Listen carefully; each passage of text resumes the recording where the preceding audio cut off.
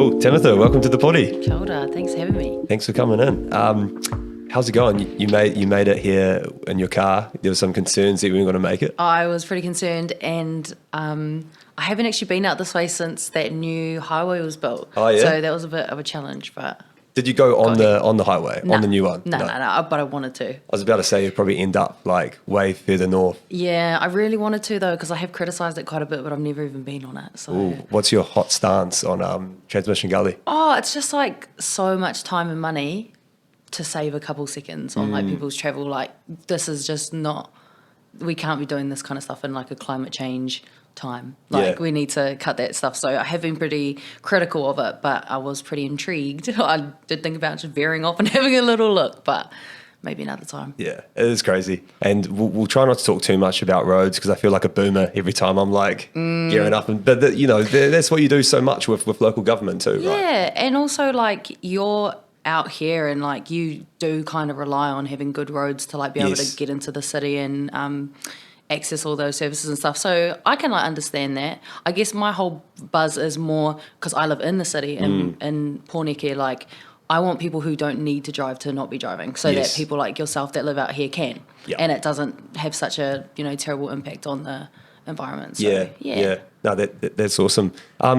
If we just look to introduce you, who is Tamatha Paul? You grew up in Tokoroa or South Auckland and then moved there when you were younger. Can you just introduce yourself to people who might not be familiar with you and your work? Yeah, totally. Kia ora, ko Tam tōku ingoa, he rea hau no ngā te awa me Waikato taunu hoki.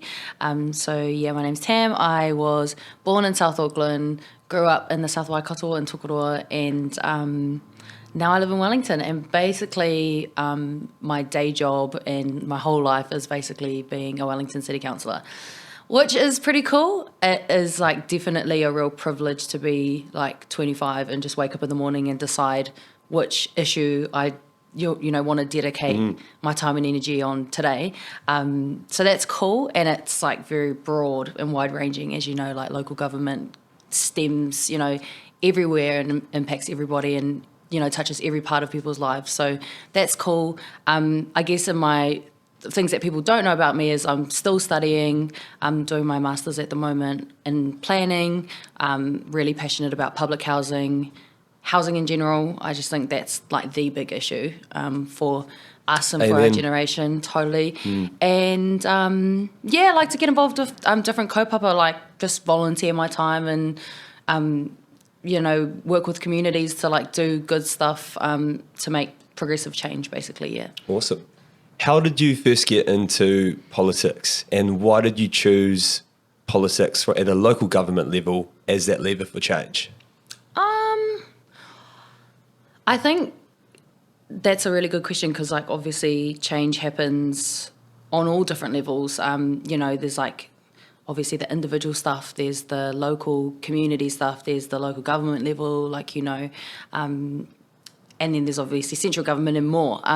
But I guess for me, it kind of was just like, I think it just kind of, it didn't just happen, but it just happened to work out that way. Like I was at the time the president of the student association up at uni at Vic, and I had gotten into like lots of fights with the council that year because they were just doing like really annoying stuff, making really bad decisions. And those are having massive impacts on students. And so I would try to say to like my local councillors, like, what are you doing? What are you up to? Like, are you even thinking of us when you're making these decisions? Who's informing you, like telling you how to make these decisions? Because you're doing, you're doing it terribly. And I guess they just didn't really take us seriously at all. And I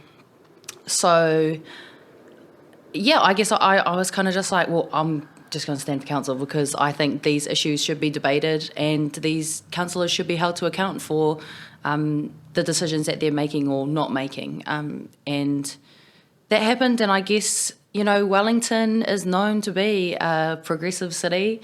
It's pretty cool. It's a pretty cool place to live. There's definitely, obviously, like improvements that need to be made, but the people, I guess, decided that they wanted to have a young voice in council. They wanted student opinions and interests represented, and so they kind of let me do it. And so that's what I've been doing. And that's basically, it just kind of all aligned. And so I've just really like taken the opportunity and like run with it and really like push the boundaries in terms of like what I can change and, just taking the hits when there are things that I can't change. And it's been cool though. I knew nothing about councils. Like most of us, like councils operate, on people's apathy. Like people don't engage or know what their local councillors do, and councils get away with a lot because of that. As you probably have seen, the best and the worst of it. There's so much opportunity there to do good things and to transform people's lives for the better, but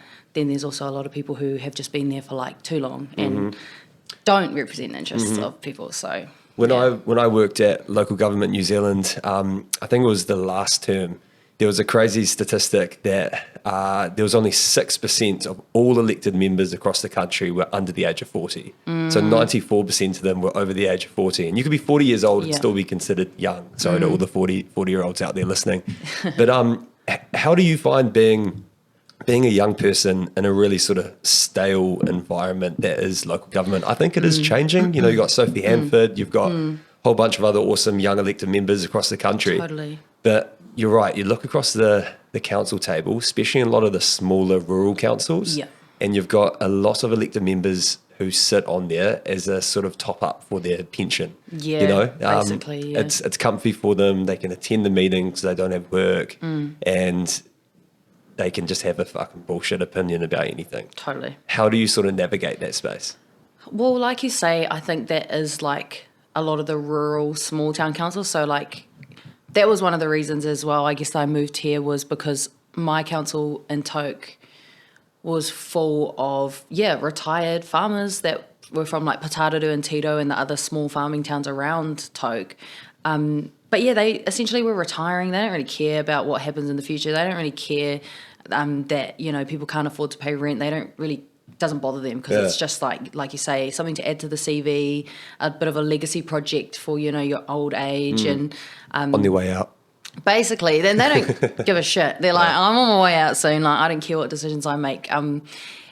So that is a real thing in like rural towns, but I find like cities, especially like Wellington and Auckland and Christchurch and Dunedin, like those councils are kind of, I think, trying to be better and do things differently. And like that's what I've really liked about Wellington is like we are leading in many ways. But I guess the problem is just in those rural spaces, like they don't pay enough money to get, normal people into those roles because you can't feed your family on how much they're offering.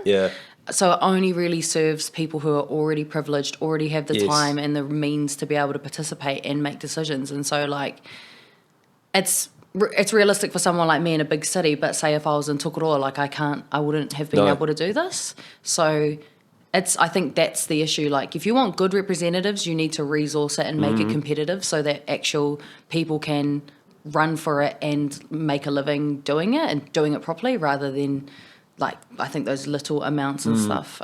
Do you think there's a fine balance? Because I think anyone who sort of goes and campaigns on the premise of increasing salaries for politicians. People say they get paid too much regardless. But there is that really fine line where you want to attract genuine, talented people to fulfill these roles, but you don't want to make sure that they're only doing this for the money. It's like and even if you go to like a rural community, the mayor is on probably like 75k. It's crazy. Like in terms of what they're doing in their job, working crazy hours, round the clock, never really switch off. But you're right, it does cater towards that sort of older person who doesn't have to worry about sort of financial pressures. Yeah, and you're right, like you don't want to pay people too much. But at the same time, if you don't pay people enough, you don't attract good talent. And like people, like you hear it all the time, like MPs and stuff who have taken like a pay, they've reduced their income to be able to be an MP and stuff, which is interesting, I think. But I guess at the end of the day, you do get what you pay for. So that's kind of the tricky balance there. But I mean, to be honest, like councillors, if you were to like put the amount of money that councillors get paid in a pot compared to all of the like senior leadership teams of all these councils, you'll see that Yeah. councillors don't actually get paid that much, and a lot of the power is with those senior executives as well. So that's a problem. Yes. Because the point of democracy is that people are represented well and properly by their representatives, and so you don't get the best of those people sometimes. Yeah. Why do you think we see a total lack of diversity within local government or even, politics in general? I think things are moving in a better direction, but it's still probably not where it should be when you say that an elected council should reflect, the communities that they're serving. Why do you think that is the case? I guess people, like, the thing that's really, like, what would it be, like, the thing that's dangerous about local government is that a lot of people do not know what they do, what councils do, who their representatives are. Can you quickly just talk, like, what is a council? What do they do? So councils, basically, they do all sorts of things. They are regulators, so they regulate, like, they make sure that the restaurant that you're going to go or the cafe you're eating at is, healthy and safe. They regulate, like, what you can build, where you can build, how you build. So they set a lot of rules around the kind of day-to-day operations of things. They're also providers, so they provide really critical services like housing in some places. The pipes and the three waters, obviously super important.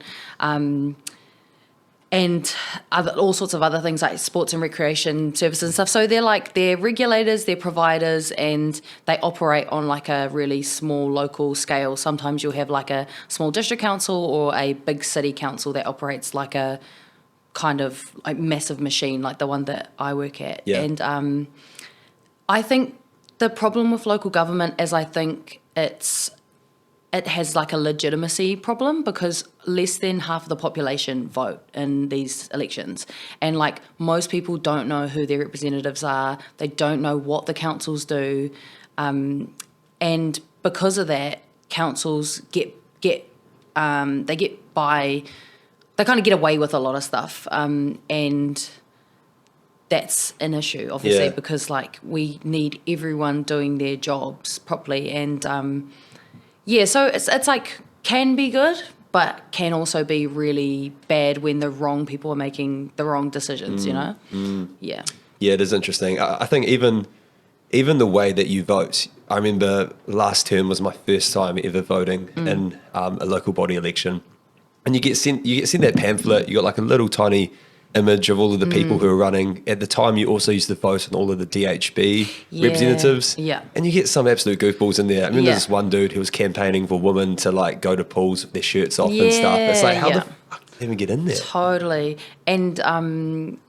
And then you're voting for like the regional council, the district health board, like crazy important decisions like that will affect you. You know, if you break your leg or have a heart attack or something, it's like crazy that these critical decisions are left to something that's so like no one knows about it. It's just like, it's crazy. And so, sorry, back to your thing about diversity, like I think the problem is that people don't know and understand the power and the potential of councils, and therefore like a lot of people don't make the most of it. But again, like if you're in one of those rural towns, unless you got the money like all the time, you can't really do it. And so like some of the best people can't put their names forward, which like sucks. What was it like for you running a campaign to get into council? There's a lot of the sort of unknown there around.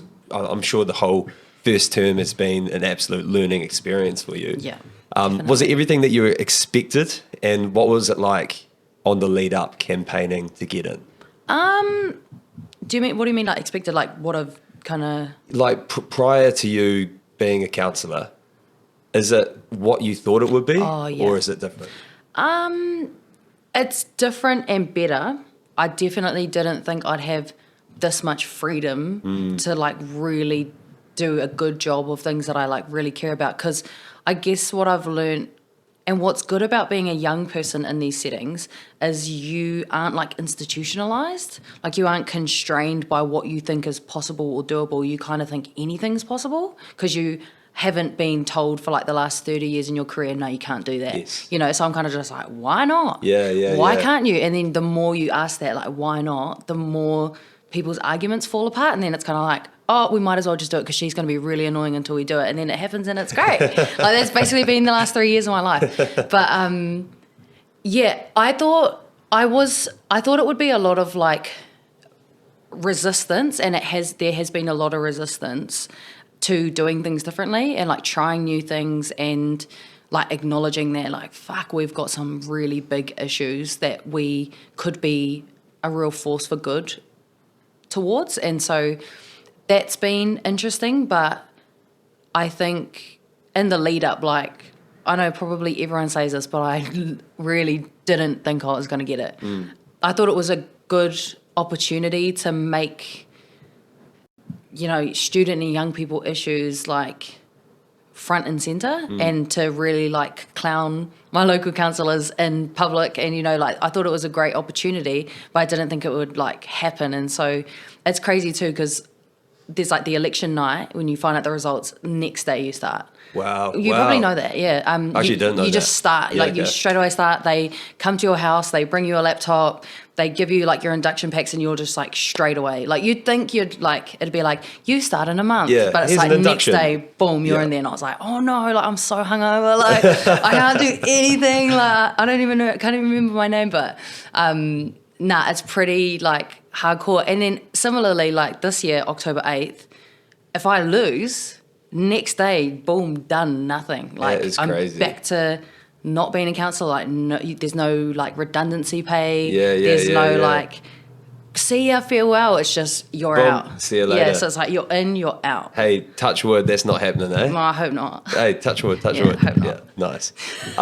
Yeah, that is so crazy. And what are some of the big challenges or issues facing Wellington at the moment? It's, you know, being one of the biggest cities, it really is just like a big concentration of like all the issues. So like housing crisis, like I'd love for you to speak on that, because that's been a really sort of hot topic, especially since launching this podcast. And we're talking earlier, having Brad Olsen on, and the way that he was articulating it just made me think, man, we're fucked. We're fucking screwed. And like, I hope not. I like to stay optimistic, but it's just crazy when you're spending so much. Like the price of rent is just crazy, plus the sort of bar to get your foot into the to get a deposit. If you don't have the bank of mum and dad, you're pretty much screwed. Totally.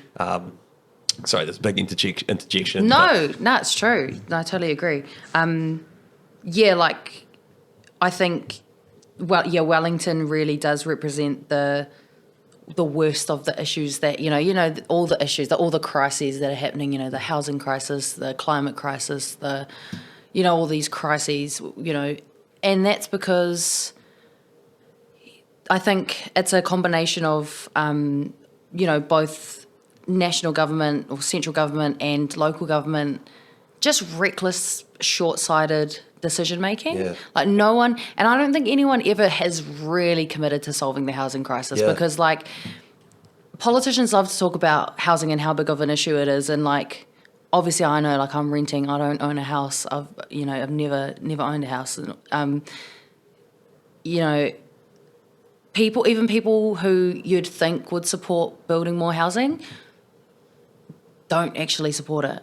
Like, there's actually not that many people that really support the solutions that we need to fix the housing crisis. So like, building more public housing and council housing, kainga ora housing, making like it easier to build housing and making that rule book a lot simpler, like all of these things. A lot of people, when it comes down to it, won't do it. Like, they won't make the right decision because they're worried about how it impacts their house prices. Conflict of interest? I know, it should be. They are worried about the way that it impacts voters' house prices, and therefore they don't do anything about it.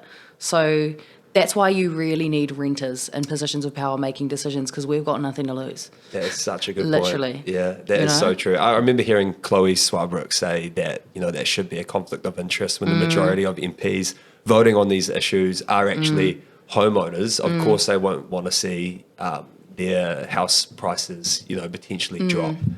Yeah, and it's crazy because, like, they're not willing to do it. But the thing that's crazy about New Zealand is, like, it's all about owning a home. Like, you have to, and if you want to, like, properly participate in society, you have to own a home. Like, if you want to borrow money to start up a business, you probably have to have a mortgage of some kind. Like, when you retire as a pensioner, like, your pension is calculated on the assumption that you own your house. Like, all of there's like so many special rights and access keys that come with owning a home in New Zealand, and, like, that's why it's such a problem. It's not just that you throw away more than half of your income on rent every week. It's more than the security of owning a home, being able to, like, draw on the walls and have pets. It's actually like you are, to an extent, locked out of society if you don't own a home. So I think, like, on the one hand, yes, we need to make it easier for people to be able to buy homes and get people into the market. But actually, I think on a transformational level, we've got to move our societal structure away from being about home ownership. Because it's just not realistic. And, like, you go to Europe and stuff, and, like, it's normal to, like, rent for 10 years and have, like, really long leases and to never own a home.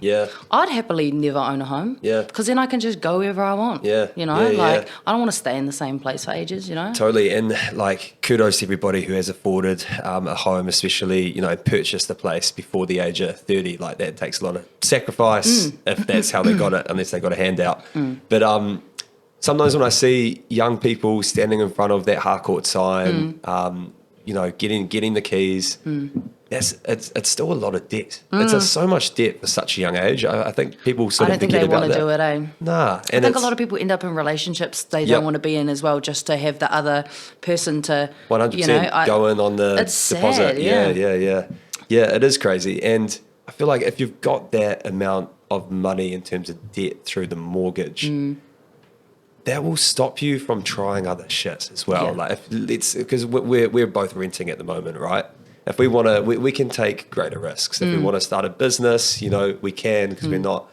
But then also we can't lend against the bloody renting. So there's heaps of counter arguments. But how do some of the overseas models or foreign countries deal with, house affordability and housing stock? Is there some really good models across the world? Definitely better models than what we've got. I think, like, that just like on that conversation too, like, people, I think the only reason people our age buy houses is because, you get to a point where you're working so hard and you're throwing away most of your income, and it's just like, it's down like a hole that you're never going to get anything, you're never going to reap any benefits from that, and it's like, you get to a point where you're just like, I'm, like, paying for somebody else's lifestyle at this point. Like, your only option is to buy a house if you can do that. So that's just, like, real frustrating. But I guess in terms of other countries, there's lots of countries, there's, like, a global housing crisis obviously going on at the moment, because I think that's where we're a little bit limited to, is that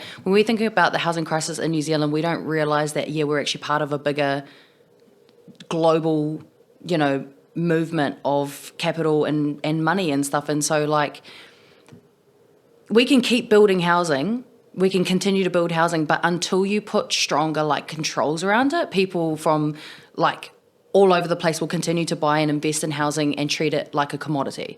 And that's the big issue. Like, countries that have good housing affordability, low levels of homelessness, low levels of, like, severe housing deprivation, where people are in secure, like, rental situations, where the quality of housing is really good. Those are countries that have, like, really good public housing. And that's why I've chosen to study that, and why I'm really passionate about it, because the only way that you can break up, like, houses being so expensive and housing being a commodity is for the state or someone outside of the market to provide the housing. Because that's, like, the most critical, like, part of the conversation, is that we've got to really stop looking at housing from a financial perspective and recognise that there is severe housing overcrowding going on in this country, that hundreds of thousands of little kids are in hospital all the time because with preventable diseases like rheumatic fever and stuff that they get from living in mouldy, crappy flats. Like, it's more than a financial issue. It's it is literally a human rights issue. And so the only way to counter that is for the state and for government and for councils to provide housing, because the private market has shown that it's not going to accommodate the most needy people in our society, which is growing. That is a growing group of people. What's the state of, public homes or state homes at the moment? It's it's not perfect, and like obviously different governments have taken different approaches, and some governments have built more, some have sold them off, some have tried different models. Why have they sold them off? Because I think was it when National were in, they flipped over. So under John Key, he got rid of a lot of them, and it just comes back to this ideology of like, how much do you think the state should interfere in the housing market? Right. And like, if you're a traditional Labour government, you're going to say all the way, provide housing for people who need it, because like, if COVID has shown us anything, it's that workers are fucking important, because you can't go to the hospital, your bus won't come, you cannot go to the shop, like your groceries can't get delivered, all of these things can't happen if workers are sick. But now we've got the situation where like in cities like Wellington, people can't afford to live there anymore, so we've had to close down like whole sections of hospitals because like people can't afford to live there. The state of like counselling and mental health services is crazy because like therapists and stuff can't afford to live in the city, and so like the housing unaffordability, it begins to impact all of the things that people need to live a good life. So like, so Labour have obviously traditionally, I don't know so much like these days, but traditionally they've taken this approach that, we need to provide the housing so the workers can live in the city and they can provide the services that we need. Whereas National's approach has been more the market can provide what the housing that people need. If you remove restrictions and make it easier for them to build housing, then they'll build the housing and, rent will get cheaper, house prices, da-da-da-da-da. So that's obviously wrong. And that obviously hasn't happened. Is that happening? It hasn't happened. I think it's probably like a mixture. It's probably like a mixture. You need like, developers need to be able to build housing. Councils suck. Like councils are so notorious for stopping people from building housing because they don't want, they don't want a big development going up next to them, to their houses or whatever. So like, it's probably a combination. Like you need the private market to be able to build. They need to be able to build the housing, but councils and government and community housing providers also need to be able to like build housing too for people who have the most needs, deserve to be housed, and so it's probably a combination, but it's always a contest of ideas, like all things. What is the direction or sort of current state of the climate crisis at the moment as well? And this is obviously something you've been a very staunch advocate for, especially during your time at Wellington City Council and even prior, seen you at all of the school strike against climate and so forth, leading the protesters. So can you just touch on that? What's the state of the sort of climate at the moment and how that's affecting things? So it's not good. It's not looking good. And I was kind of thinking like recently, like, did we have this many storms like last year? When have we had like a week of like thunderstorms? Yeah, it's pretty bad. I mean, I wouldn't say like that's climate change, but this is the kind of weather we're going to have to be getting used to, because dude, tornadoes up in Waitangi, like random, eh? So it's like extra bad this year. Yeah, I don't know what. And summer was hot as like next level, like record drowning because people were just like swimming where they don't usually swim and stuff. But yeah, I think climate change is a tricky one, eh? Like, I think we're doing good in Wellington. I think, as you know, there's definitely more we can do in general, but I guess it just comes back to that like short-sighted decision making. Like I think a lot of the people who are in these roles do tend to make short-term reckless decisions to get elected again, but what we really need is like quite long-term thinking when it comes to climate stuff, because I just don't think we quite realise what that future's going to look like, and it's pretty scary. I try not to like focus on the bad too much because then you just get like paralysed into not being able to do anything. But what like you've probably seen a lot more of the reports and studies and stuff. Like what could Wellington be looking like, or the world be looking like in the next 100 years if we don't sort our shit out? I think Wellington's already like there's so many areas that are just going to get like swallowed up by the sea. And already like parts of Wellington, like Makara and stuff, when Cyclone Jeta happened, I think it was in 2017, just got wiped out. And, you know, those crazy South Coast storms that happen like every year, and that's just like natural, not even adding in like the impacts of climate change. I think the sea's going to swallow up a lot of Wellington, to be honest. And it's going to be stormier, rainier. Windier. Windier. Not. Is it possible? Is that possible? I don't know. Very scary to think about. But even like, was it on Thursday? Like, did you see those videos of like Lambton Quay just flooded and the manholes are coming off, and like it's crazy, and like that's the new world that we have to adapt to. And so like I think it really just looks like a return to nature. Yeah. And it's real hard to make people like think that's realistic. But honestly, I think the future of Wellington is you're going to get in there and it's going to be like there's going to be like trees everywhere, and like there's going to be like streams and stuff, because we have to. Like it's not really a nice to have anymore. The reality is we're going to get flooded all the time. We've got to learn how to live with water better. And the only way you can really do that is start to strip back the concrete, because water has to soak into the earth. And so you have to be planting, you have to be bringing streams back up to into daylight, because obviously we piped all the streams underwater when we civilized Wellington, you know, colonized Wellington. So yeah, I think a climate future looks like a return to nature, which is like a cool and exciting thing, I think. Hopefully like the generation below us and stuff will suss it out. So, well, you know, we'll take it as far as we can, but hopefully they can also, you know, keep it going, because it's always going to be a battle, I think, between people who think it's not real and it's not happening and people who know and really want to sort it out. Yeah.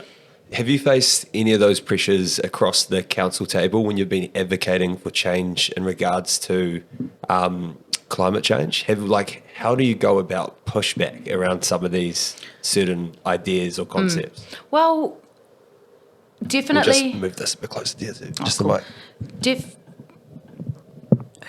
Definitely. There's some pushback, and there's always like climate deniers and stuff who just say it's not happening, or it's not happening as fast as you think it's happening, and it's natural, like all that stuff. Thankfully, like there's enough people around the table with me who we've got the numbers to do good things.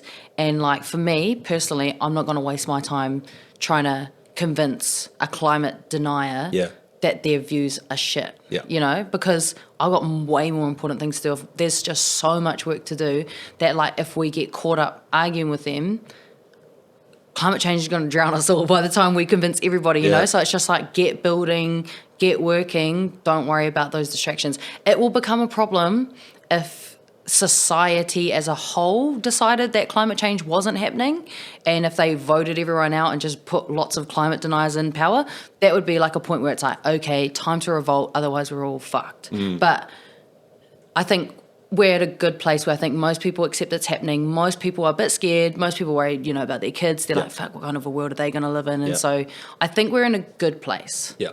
It's going to be like, it'll require sacrifices, but I think our job as councils and stuff is to try and cushion those sacrifices so that people who don't have a lot to give and like who can't change their lifestyles don't have to bear so much of that burden.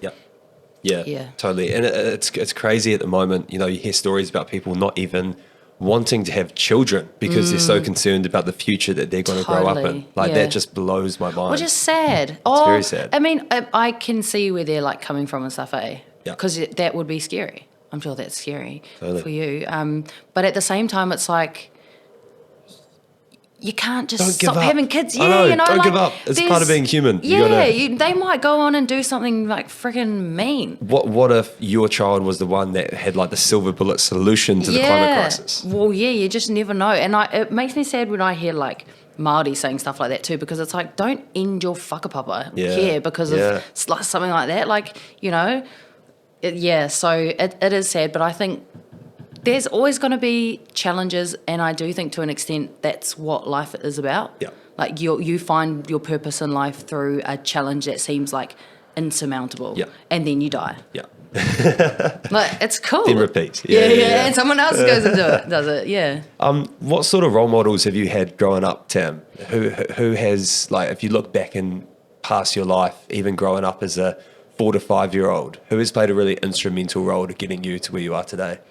So definitely my koro, or my grandfather, he's probably like my number one inspiring person, and like I'm real lucky because some people don't, have their grandparents in their life, and he's been the bomb. And I think his whole thing was like, all you got to do is be an honest, hardworking person. Like that's all he's like ingrained in me. Like my whole life is like, all you have is like your honesty and your integrity in the way that you do things. So go and do whatever you want, but just do it with those things. And I think that's like steered me quite well through life so far. But yeah, and definitely like my mum, of course, too, like to kind of balance out that, it's kind of like masculine and feminine energies and stuff. But she's obviously like, she's a caregiver, so she's like very caring, and she's always worried about like those kinds of things. And she's a good reminder to me that like when you're like go mahi mahi mahi, like you've also got to be like stop. Are you looking after yourself? Are you looking after the people around you? Like those kinds of things that I tend to just go over my head sometimes. So Yeah. a good combination, lots of just a great whānau, really good friends, awesome siblings, great cousins, like just, and growing up in Tukuroa, I think like massive influence and impact on, it's just like, I think when you grow up in a community like that, it just teaches you not to be selfish. Yeah. And I think that's probably something that not pisses me off, but that I come up against in like the political space, is like so many people are just so selfish. Yes. Like they don't want their house prices to drop a little bit. They don't want to have to like not drive their car to work, like all that kind of, it's just a little bit selfish. And so I guess I wish there was more like people just had a bit more of a collective mindset about thinking about more collectively about the decisions that they make and like who they vote for and where they, how they use their money, even like all those kinds of things. I think that's the real divide between some of the rural communities that we have versus the metro and the larger cities. Like in the smaller town, you know your neighbour, you talk to them. There's a greater sense of probably, collective understanding to the people around you. But when you move into a bigger city, you just become, you can just become like another number, another cog in the machine. Yeah.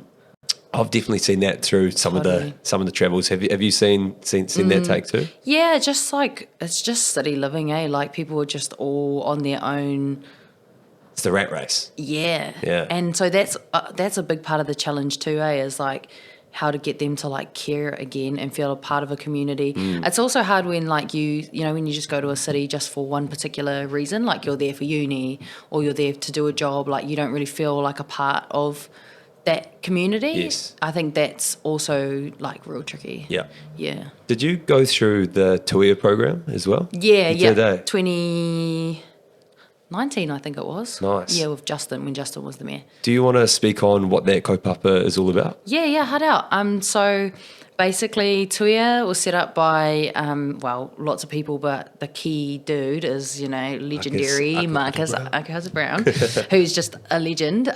He's like the most legendary person that not everyone knows, Like, he's just such a legend. He's been because through my past job, we had a lot of work with Tuia, and I always found him very intimidating. But I think he's just got so much mana. Yeah, he's got a lot. When you sit down and talk to him, he's always challenging you in the way that you think and like changing the way shit has always been done in the past. Totally. I remember like my first meeting with him, I was like, whoa, like did I do something wrong? But then you just realise that's who he is. And he's very incredible, intelligent man. He is pretty cool, and it cracks me up when people, because a lot of people have that impression too, like they're like quite overwhelming his mana. But I always find it crack up because I was on the Tuia Trust for a little while with him, and I had like the total opposite impression. I was like, this dude's like so playful and crack up and like not immature, but it's like almost childlike as well. Right. And so I think it's cool when people have that, two sides to them. But so Tuia basically is, so Marcus sussed it out, but it's supported by lots of different people. And basically it's just like rangatahi Māori or young Māori across the country team up with like their local councils or like local organisations, and they just kind of get invested in their community and like doing things that they've wanted to like see change or help change or direct that change, and they kind of work together on that. But also, all the rangatahi Māori across the country all kind of develop and grow together through the series of wānanga that happen across the country, across the year. There's like 5 of them. And so it's just a really cool like thing for rangatahi Māori, for young people, for councils who benefit a lot from that program. And yeah, it's just cool. Like I think more of that stuff is needed, and you can't really place like any like an economic value on that kind of thing, but people see the value in it and the change that it like makes in communities and stuff. It's pretty cool. Yeah, it is an amazing program, and I got to have the opportunity to go to a few of the wānangas and stay over on the marae, and I've never done as much dishes as I have, you know, over those 2 days. So humbling, eh? It is so, very humbling. But what I found really amazing, and coming in there as like the only Pākehā and just observing, I was just watching and talking to people over the weekend.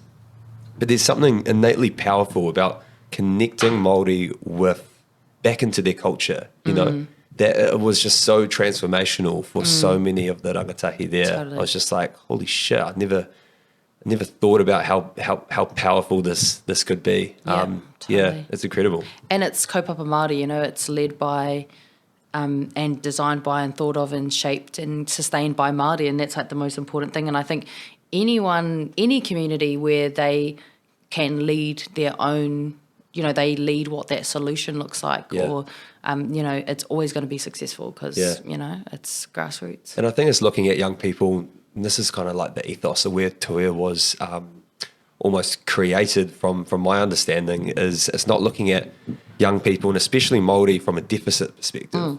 You know, it's actually talking about how we can empower and connect and just learn off each other a lot more. And I think that's challenges that we see so much for young people, for Māori, is just that sort of deficit thinking in terms of the interventions to help them. Yeah, it doesn't come from like a mana enhancing way. Yeah, or it's always like too late. Yeah, or it's too late. Yeah, totally. Yeah, exactly. Yeah. What do you see being some of the sort of issues facing young people at the moment, or barriers holding them back from seeing their potential? Yeah, I reckon it's just that this country, just doesn't value young people. You know, like you grow up here and, you know, you want to go to uni or do some kind of training, and it fucking is really expensive. You have to move to a city where it's really expensive to flat, and, you know, if you don't have, you know, if you have some things go wrong in your life, those opportunities are basically just like shut off to you. And then you finally get your degree and you're in debt, or you do your apprenticeship and you got all this debt on you, and then you've got to start paying it back, and then the wages are crap. You get treated not the best, and then everyone just goes overseas because you've got a better opportunity of like saving for a house, getting really good like pay, really good bonuses, really good working conditions in other countries. And like that's, I think, a really big issue that we have to like solve. Otherwise we're screwed, because we need people building the houses. You know, we need people building the new transport infrastructure. You know, we need people building all that stuff. And I think COVID's really, again, shown us, like, if you don't value workers and you don't pay them properly, it impacts everybody, and it makes life way worse. Yeah. What do you think the 8-year-old Tamatha Paul would think of you today? Oh, definitely, I would think she's really cool. Cool. Yeah, like, I think that quite a lot. I'm like, yeah, no, that's all that matters. Like, I think the younger version of me would think I'm pretty cool. So that's, like, important. It's an interesting thought, that, like, what your younger self would think. Yeah. No, I just always wanted to hustle as a kid, eh? Like, I just always, like, saved all my money. Yeah. Everyone would be going to the shop. I'd be saving my little coins, you know, like, I just always wanted to hustle and always wanted to be in a position where I could do this. Like, just, you know, I can not make a living, but I can provide for myself while doing something that I actually care about. Yeah. Like, what a privilege. Like, how many people are doing jobs that they hate at this age, so you know? many. Being treated like crap by their bosses, like, it's just such a privilege to be able to do this. But yeah, we'll see if that carries on for much longer. It might not. We'll be cut short at the end of the year. Nah, you'll be sweet. And hot off the press as well. So the Green Party Yeah. alignment. So Yes. do you want to speak on that? Yeah, sure. I joined the Green Party. Yeah. I've always loved the Green Party. I don't think it's that much of a surprise to most people. They're like, yeah, it was either Greens or Māori Party, like, let's be honest. Yeah. Which is cool. I mean, I take that as a compliment. I love them both. Yeah, I've been a councillor for 3 years now. I've always been an independent, but I guess now it's kind of like I need to amplify the work that I'm doing. And the only way you can do that is by being a part of something bigger than yourself. Yeah. So I just want to be a part of the Greens. I like the idea too of being like accountable to a community. Like I especially like the idea of like if you stuff up, they're going to tell you and they're going to, you're going to answer to them. And so like I really like that. And yeah, I think next year's going to be interesting too. Like, what's going to happen? I think it's our time to shine. I know. I think it's our time to shine. What are some of the benefits with aligning to a political party while you're running for, local office? I don't know that it has many benefits. In fact, like I think most people prefer independence because in their head it's like you're always going to make a decision that factors them in as opposed to just what the political party tells you to do, although that's never really the case. Yeah. But it doesn't make much of a difference. I think it just clearly tells people where I stand politically and like, yeah, I think my big thing too is I think timing is important and I think next year will be a really big year and so I think it's important for me to like say where I stand and for, if there's anyone out there who like listens or thinks I've got good thoughts that I'm saying to you, fucking vote Green because it's going to be a big year next year. We could have any government, and I reckon it's really important that there's a strong Green presence in that government. So just trying to tell people, it's go time. Why should people vote for the Green Party or consider voting for the Green Party? Because Labor's not going to do it by themselves. Like they've just shown that they're not willing to make any changes on housing. They're not willing to make it harder for landlords to be, landlords. What they are doing. They've shown they're not, they say the right things, but they're not actually doing what needs to be done in so many different ways. And like half of the MPs don't even have members' bills in. It's like, what are you doing in there if you're not actually going to try and change the law that you've been like elected to, have a look at? And so I think Greens are different. Greens are they're always imagining a better world, always trying to talk about that. They're trying to engage people that don't want to vote. They're trying to represent communities authentically. Like they're trying to show you how things could be better. Like in terms of climate change, James Shaw does an amazing job. Martin Davidson tries to show what what communities without like family violence would look like. Chloe's, showing us, how stupid it is, our like drug laws, how stupid they are. Like she's been incredible in that space, She's been man. amazing. Yeah. And like they've all been amazing on their own like things. And so like you need people like the Greens alongside people like Labour because otherwise people like Labour just get by being average. And I think we deserve the world from our government. We deserve like innovation and like new ideas, things to get excited about, like things to talk about, like things to be hopeful about, but we're just getting like boring. Although I will admit I am pretty happy at the way, well not happy, but I'm grateful to have been in this country over the last 2 years with COVID. Oh, totally. Because like frick, like Totally. that could have gone any way, any which way. And I think, hats off to the, credit where credit is due. They did a pretty good job with that response. Totally. Who's your favourite Labour MP? Oh, Labour MP. It's actually Michael Wood, Transport Minister. He's the man. I really like, he's taking climate change seriously. Cool. And he's real hardcore on the workers' rights too. So he's done heaps of really good worker stuff. I like Kitty Allen as well. I think she's a boss. And another one that I really like is Aisha Verrill. I think she's new. She's a new she one. comes from the health background? Is that her? Yeah. And she did some of the COVID modelling, I think, at the beginning before she was an MP, I think. But yeah, I think she's dope. Like everyone I talk to really rates her, and like she's one of those ones that can like work with different people. Like she can work with national MPs, she can work with Green MPs, like, and that's really important. Yeah. Obviously Lewis Award, but she's not there anymore. But she, the bomb. What about through national? Do you have like a favourite MP or? Somebody you get along with? You're civil? I think Nicola Willis is all good in some ways. Like, I think of all the deputy leaders there could have been, I think she's really good. Yeah. In terms of the pick of the bunch that you have. Yeah, I think she's all good. I don't know anything about Chris Luxon, never met him. Hey, if he runs an air company, he can definitely run a country. Yeah. I know, crazy stuff. That rhetoric, eh? Yeah. What about ACT? I'm just going to go through them all. Nah, I think they all suck. No, I'm not even going to try and be like objective and like fair there. They suck. They're honestly trash. Like when I was at when James was reading out the emissions reduction plan when he announced that a couple of weeks ago, I was like asking James a question, and then there's some ACT MP, I didn't even know he was an MP, who was like trying to interrupt me and like fucking say all this racist shit, but I was just like, bro, shut up. Like, I'm trying to listen to the minister right now, answer my question, like, be quiet. But then I didn't find out till later that he was an ACT MP. They're just random. They're dangerous, though. Yeah. They're dangerous. Like, if you look at what Aotearoa would look like if they got what they wanted, it's scary times.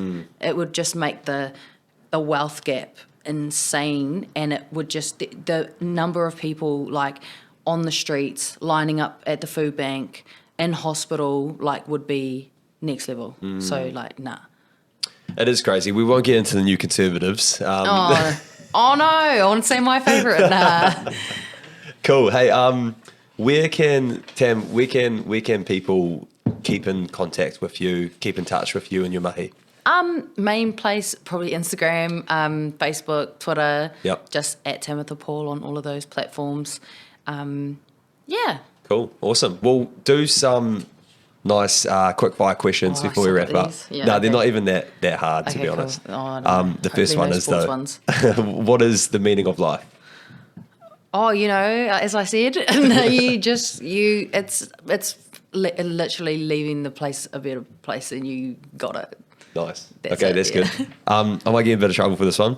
Fuck, marry, kill Chris Luxon, David Seymour, or Jerry Brownlee. No, you can't answer that. I can't answer that. I'd honestly rather go jump off the building, to be honest. Fair enough. Dealing to Karens or your worst Karen moment. Have you had one that stood out to you?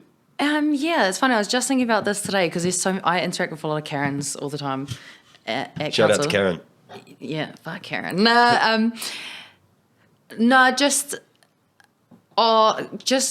You know, Karen's just, I don't know, I have interactions with them all the time. They like to take opportunities to like try and publicly shame for, you know, a decision that I've made, or like, you know, they just, you know, I think for Karens it's all about like trying to like claw back some kind of power, you know? Yeah. It's like, good on you, girl, whatever makes you feel better. So what's been your worst Karen moment? Oh, worst one? Any ones that really stand out where you're just like, oh my God? Nah, I haven't really had a bad one because I just don't have time for it. I just remove myself from the situation. Yeah, fair you cool. know? Fair cool. That's a good They're approach. just time wasters. They try to wrap you up and process it. So it's just annoying. Favourite Freddie Gibbs song? I know you're a big fan. And we'll chuck in Homebrew as well. Oh, good. Or Tom Scott. That's again. hard. I knew some of these questions go. Freddie Gibbs, favourite Freddie Gibbs song? That's really, really hard. Most important question of this whole podcast. It would be easier to be like, what was my favourite album? Song. Nah, that's really hard. Okay, I'm going to have to go. It's going to be on Pinata. Nah, I'm going to go with Fake Names. Fake Names, because yes. it's Mad Lib. The switch up is insane. Yep. There's a colours performance of it. There's some really good lines in there, like Courtroom Funeral Fresh, like, so good. Yeah, so that's my Freddie Gibbs song. Nice. And Homebrew. / Tom Scott. Could be like Emmerdale Bowling Club. That one would probably be like Listen to Us or Classic. yeah, because that really inspired me. Like, Yeah. it still does, but real, you know, when you're young and you hear that, you're like, yeah, what the hell? Like, we're getting fucked over right now. But if not that, then probably like Dedicated To or something. Like, that's just beautiful. the real early, Yep. you know, when he was like real hungry Yep. to, you know, like just that kind of stuff, I still find real inspiring. Even though he doesn't like performing it anymore, I'm like, I don't care. Yeah. I'm still going to listen to it, you know. I know. No, Fair enough, though. I wouldn't want to perform stuff that I said like 20 years ago either. And relive some of your demons. and Yeah, shit, yeah, hard out. But still, come on, man. But It's still, dang it. classic. Yeah. For the people. Classic, yeah. Cool. Advice you wish you knew about when you were younger?